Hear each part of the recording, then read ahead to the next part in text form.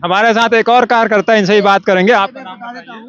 जी, मेरा नाम रजीपाल झा है आप कहाँ से आए हैं? और मैं फरीदाबाद से आया हूँ।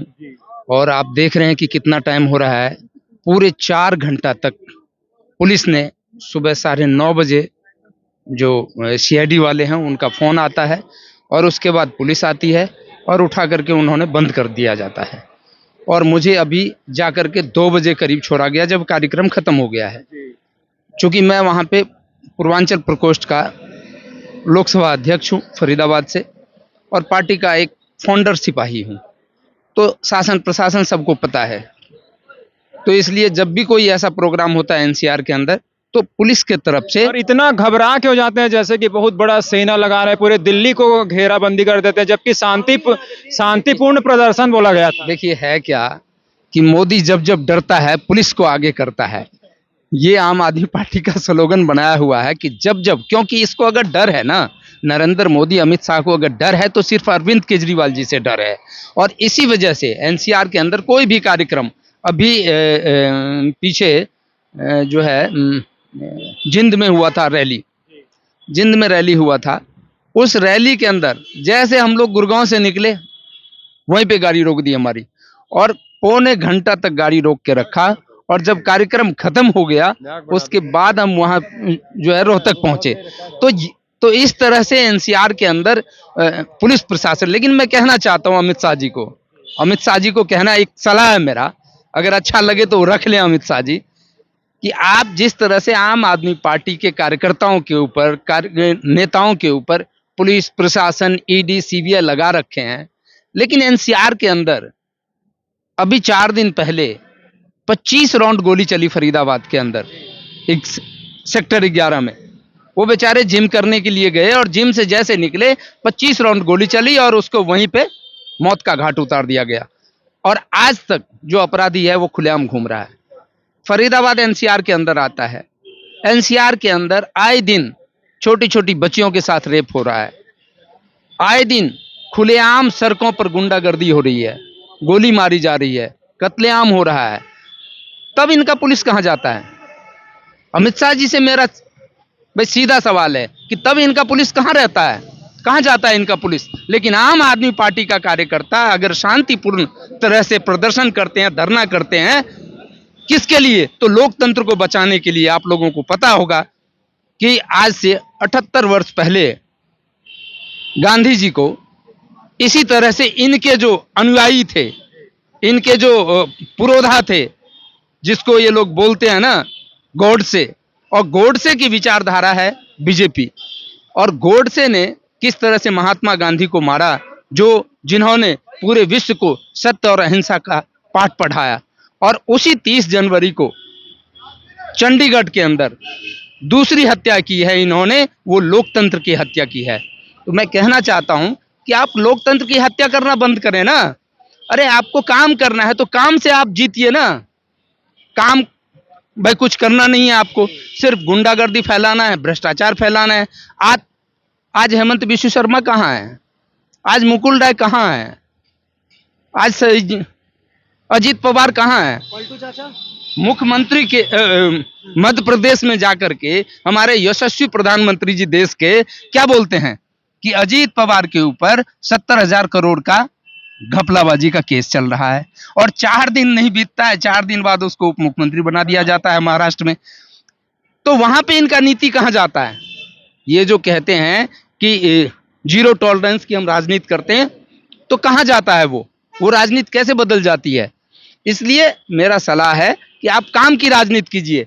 आजादी के 77 वर्ष बाद इस देश में एक ऐसी पार्टी आई है जिसने आम जनमानस को, जो लोग आज तक अच्छी शिक्षा नहीं पा रहे थे, आज वो लोग शिक्षा ले रहे हैं अच्छी से। जिन लोगों को अच्छे से इलाज नहीं मिल पा रहा था, आज कम से कम 2 राज्यों में, दिल्ली और पंजाब, इन 2 राज्यों में अच्छे से शिक्षा ले रहे हैं और अच्छे से इलाज हो रहा है उन लोगों का। तो आपके पेट में दर्द हो रहा है? आपने 70 साल से लूट के खाया है, क्या किया आपने? कांग्रेस बीजेपी यही चलता रहा। और अब जब आम लोगों की, आम जनमानस की जो सुख सुविधा, उनका जो मूलभूत आवश्यकता है, उनके जो अधिकार हैं, आज वो अधिकार अगर अरविंद केजरीवाल जी दे रहे हैं, तो ये भाजपाइयों को पेट में दर्द होने लगा है। तो इसलिए मेरा तो एक सलाह है कि आप अपना जो पुलिस है, आप अपनी जो ताकत है, पावर है, वो जनता का रक्षा करने में लगाइए, सेवा करने में लगाइए। और आप लोग आम आदमी पार्टी क्या है? अरविंद केजरीवाल जी ने कहा था अभी जिंद की रैली में कि हम आम आदमी पार्टी को ताला लगा देंगे, हम बंद कर देंगे, हमें कुछ नहीं चाहिए। आप 5 चीज ठीक कर दीजिए देश के अंदर, लोगों को रोजगार दे दीजिए, लोगों को अच्छी स्वास्थ्य की व्यवस्था दे दीजिए, लोगों को अच्छे शिक्षा की व्यवस्था दे दीजिए, हम बंद कर लेंगे आम आदमी पार्टी को। चलाने की जरूरत क्या है? लेकिन इन लोगों को करना कुछ नहीं है, सिर्फ हिंदू मुसलमान की राजनीति करनी है, मंदिर मस्जिद की राजनीति करनी है, जात पात की राजनीति करनी है। जाट को जाट से लड़ाते, गुजर को गुजर से लड़ाएंगे, हिंदू को मुसलमान से लड़ाएंगे, हिंदू को हिंदू से लड़ाएंगे। और आजकल तो एक ट्रेंड चला है कि देश के जितने बाबा हैं, बाबा को बाबाओं से लड़ा रहे हैं। अभी आपने देखा राम मंदिर के ऊपर जो हमारे 4 पुरोधा हैं, जो पुरोधा है, धर्म के रक्षक हैं, 4 हमारे शंकराचार्य जी हैं, चारों मठ पे बैठे हुए हैं, चारों कोनों पे, और जिसकी वजह से देश सुरक्षित है। और उन लोगों को इन्होंने इग्नोर करने का काम किया है। तो ये है इन लोगों की नीति। ये अंग्रेजों के, हम कहते हैं, जेनेटिक है। ये जो बीजेपी है अंग्रेजों के जेनेटिक है, क्योंकि इनका जो पूर्वज था श्यामा प्रसाद मुखर्जी, इनका पूर्वज, उन्होंने अंग्रेजों की गुलामी की है। राजगुरु सुखदेव और भगत सिंह की जब फांसी हुई थी, उस दिन क्या कहा गया था? ये भी जेल में था, श्यामा प्रसाद मुखर्जी भी जेल में थे और ये लोग भी जेल में थे। इन लोगों ने कहा कि हम गलती नहीं मानेंगे, और श्यामा प्रसाद मुखर्जी ने लेटर लिख करके जनरल डायर को अपनी माफीनामा दे दिया, क्योंकि जनरल डायर का कहना था कि तुम माफी मांग लो तो हम तुम्हें फांसी नहीं देंगे, छोड़ देंगे।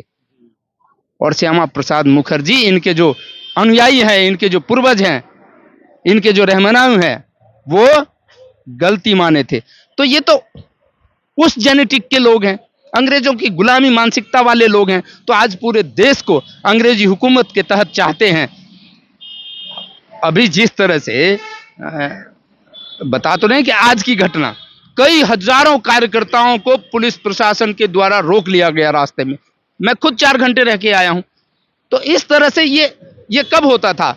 1919 में, जब अंग्रेज थे, रोलर थे और गुलाम था देश। उस समय जब हमारे देश के नेता लोग, सुभाष चंद्र बोस, डॉक्टर राजेंद्र प्रसाद, भीमराव अंबेडकर, ये सारे जितने नेता थे, भगत सिंह, ये सब जब छोटे छोटे मीटिंग करते थे तो पुलिस उठा लेती थी। आज वही सेम दिन याद आ रहा है।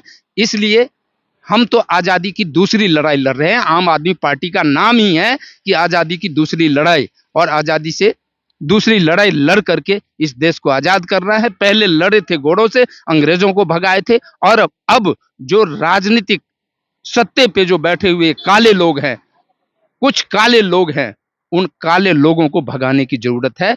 और आम आदमी पार्टी ये तदंतर लड़ाई लड़ती रहेगी जब तक ये काले अंग्रेज देश से नहीं भागेंगे, गद्दी से नहीं भागेंगे।